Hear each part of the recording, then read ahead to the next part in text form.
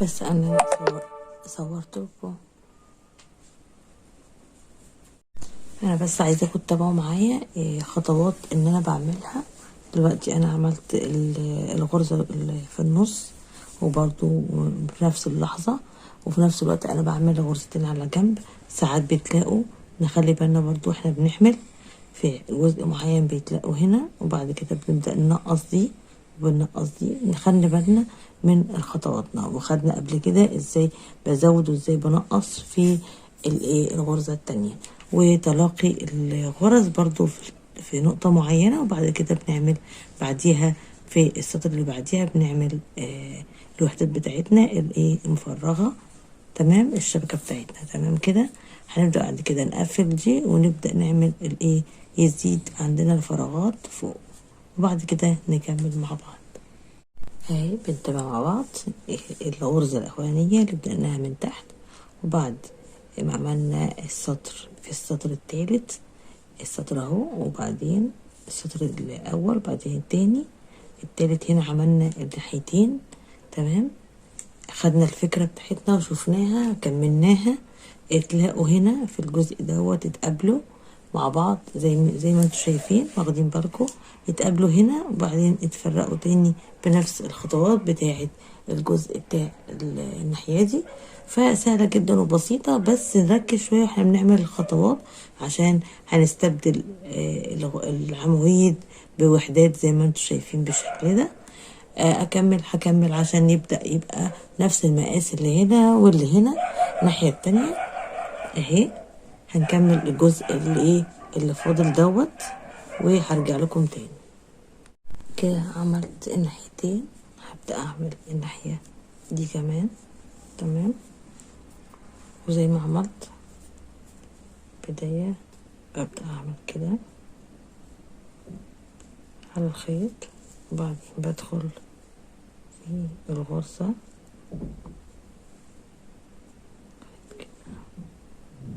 واعمل منزلقة واطلع 1 2 3 4، وابدأ ادخل بالخيط هنا. ودلوقتي هعمل انا الارتفاع ماشي بتاع الكتف كده. تقريبا هما 8 عواميد، هعدهم دلوقتي 1 2 3 4 5 6، 1 2 3 4 5 6 7 8. فاضل 2 تاني، 7 8.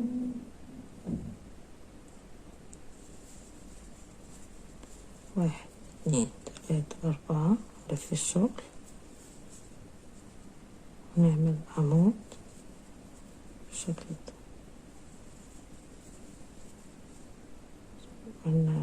عملناش غرزة السلسلة، عمود سلسلة عمود سلسلة عمود سلسلة عمود سلسلة عمود سلسلة وعمود بالشكل ده. نطلع 1 2 3 4 نلف الشغل ونبدأ نعمل كل كتف زي ما عملنا هنا كده. هنطول ونوصل للمقاس اهي، هنطوله ونعد نفس المقاسات هنا، وهنرجع تاني لما اخلص. كده عملت الناحيتين وعملت كمان بالشكل ده، وهبدأ بقى انا اعمل التقفيل بتاع الغرزة بتاعتي. عايزة اعمل اكتر من طريقة علشان اشبك بيهم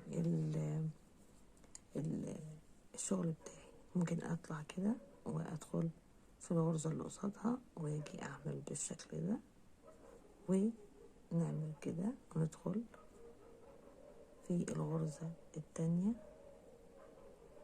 العمود التاني نطلع كده غرزة، ندخل في التانية ونطلع بالشكل ده غرزة. يعني في حاجات كتير ممكن نعملها جدا ونخترعها. يعني انا محدش، ما دي انا قلتها من نفسي، يعني انا عملتها من نفسي. الغرزة ديت التشبيك دوت اختراع مني انا. كده غرزة كده غرزة، ها بالشكل ده اهي، مش باينة. ده غير احنا ممكن نعمل تاني، هوريكم ممكن يكون كمان اسهل.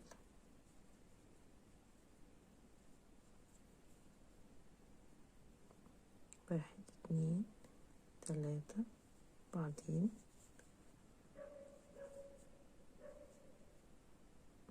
نشبكه بغرزة بالشكل ده، وبعدين نيجي نعمل غرزة هنا منزلقة، وبعدين منزلقة تاني، نجيب واحد اتنين تلاتة، ونيجي هنا نعمل منزلقة في الجزء ده بالشكل ده. تمام، وبعدين نعمل منزلقة تاني، نعمل واحد اتنين تلاتة، ونيجي نشبكها كده بمنزلقة.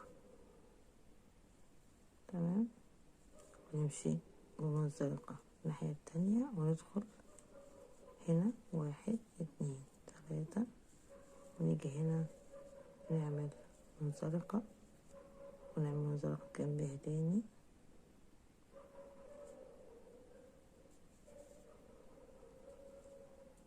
وبعدين في العمود نعمل واحد اتنين تلاتة. وده انا بفضلها غير اي حاجة تانية. مثلا بتكوني بتعملي ابرة التنظيف الغرزة، ما دخلناش في منزلقة، وبعدين منزلقة تاني في الغرزة اللي في النص، وفي العمود ندخل بمنزلقة، نطلع واحد اتنين تلاتة، ندخل هنا منزلقة، وفي الغرزة اللي وراها منزلقة، وفي العمود منزلقة، ونطلع واحد اتنين تلاتة اهي. بعدين ندخل الغرزة اللي وراها منزلقة هنا، والغرزة التالتة هنا، وبعدين نطلع واحد اتنين تلاتة، ونيجي هنا في الغرزة التالتة نعمل منزلقة.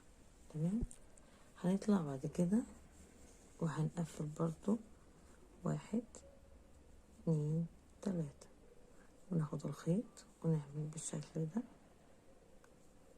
غرزة اتنين، وبنيجي هنا ونعمل منزلقة.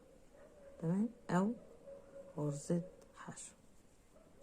تمام، واحد اتنين تلاتة، نيجي ندخل واحد اتنين تلاتة، وبنيجي نعمل غرزة منزلقة واحد اتنين تلاتة، واحد اتنين تلاتة،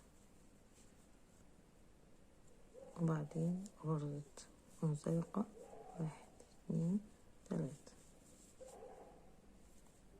ونقسم واحد اتنين تلاتة، وبنعمل غرزة منزلقة تلاتة، ندخل نعمل التلاتة،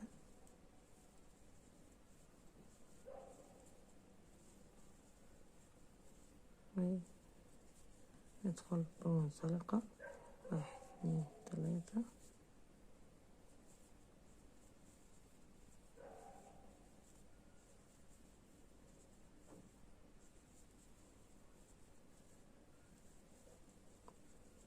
وهكذا لغاية لما نخلص بقية ايه السطر بتاعي.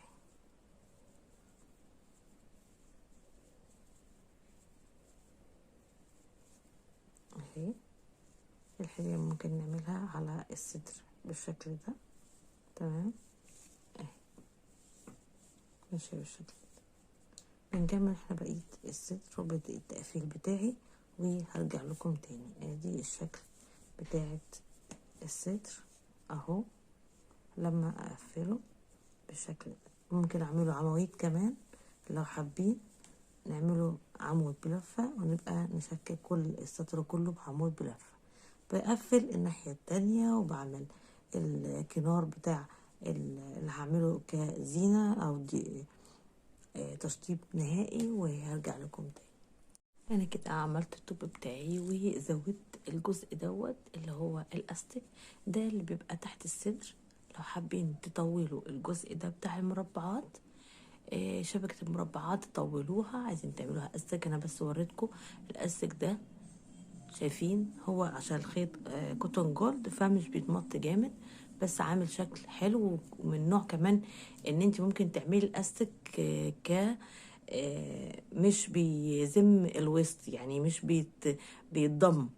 الاستك في القطن بيبقى زي ما هو، بصوا بنفس الحجم طلع زي ما هو، يعني ما بقاش هو ضيق واللي فوقيه واسع لا، بيبقى نفس الحجم بالشكل ده. ماشي.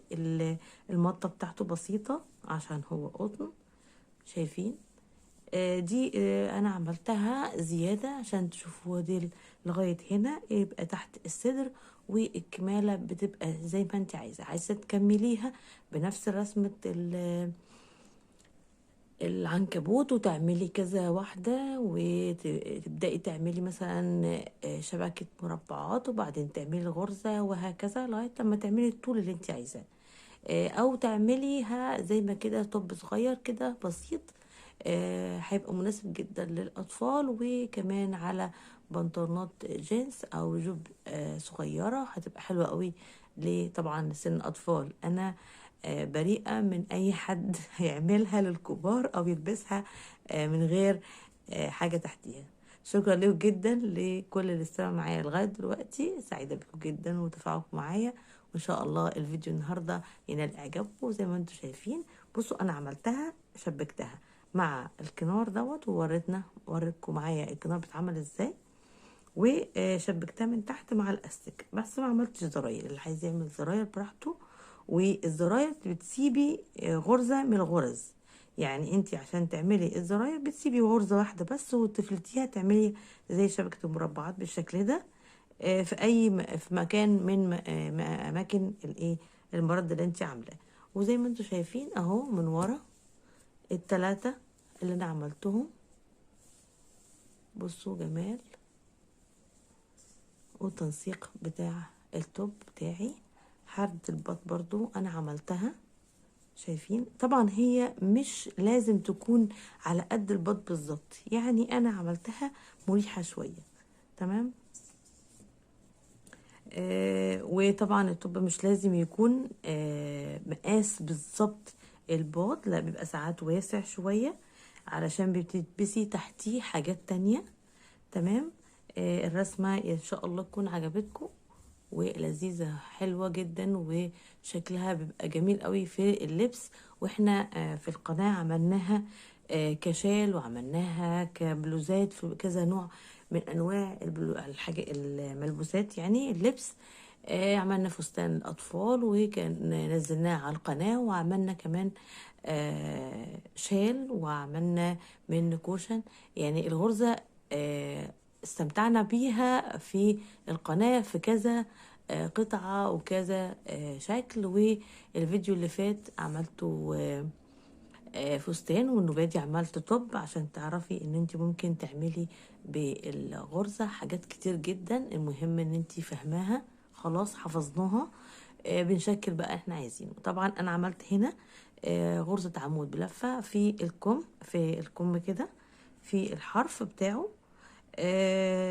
وكل شغلنا بعمود بلفة، ما فيش جديد، يعني ما عملناش غرزة جديدة. الفيديو دوت فاعتذر. شكرا ليكم جدا، طولت عليكم، معلش تعذروني، وان شاء الله نكون استفدنا ونكون قعدتكم معايا في القناه وفي الفيديو جاب نتيجه كويسه واتعلمنا حاجه جديده. يا ريت تكتبوا لي في التعليقات لو انتوا فعلا اتعلمتوا حاجه جديده من القناه واستفدتوا، وادعوا لي دعوه حلوه كده من قلبكم ان شاء الله. شكرا لكم، الى اللقاء.